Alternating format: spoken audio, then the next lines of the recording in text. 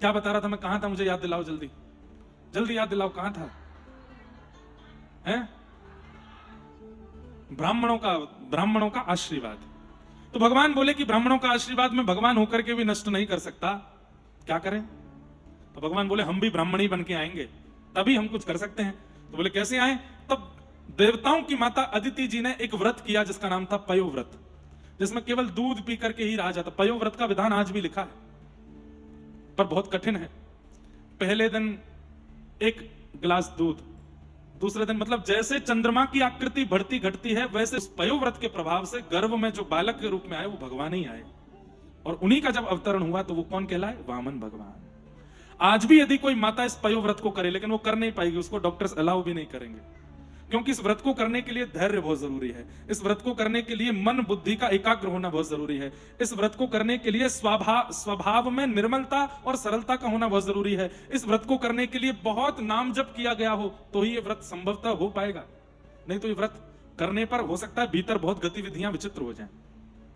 अदिति जी ने वो व्रत किया और उस व्रत के प्रभाव से भगवान वामन उनके गर्भ से प्रकट हुए। बोलो वामन भगवान की।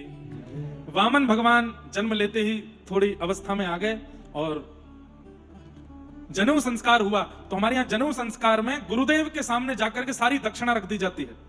जब बालक का जनेऊ होता है उसको जितनी भी दक्षिणा, दान दक्षिणा मिलती है परिवार से, वो सब अपने गुरुदेव के चरणों में रख देता है। वामन भगवान ने घूम घूम करके दक्षिणा ली। आपके यहाँ भी जनेऊ संस्कार होता है, महाराष्ट्र में तो अभी भी ये सब नियम बचे हुए हैं।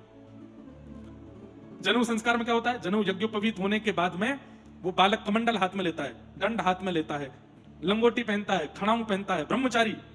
और जितने भी लोग वहां आए होते हैं, मौसी मौसाजी, चाचा चाची, काका काकी, दादा दादी, नाना, सबके आगे जाएगा और वो बालक जाके कमंडल आगे करके कहता है, हे माते भिक्षाम देहि, मुझे भिक्षा दो।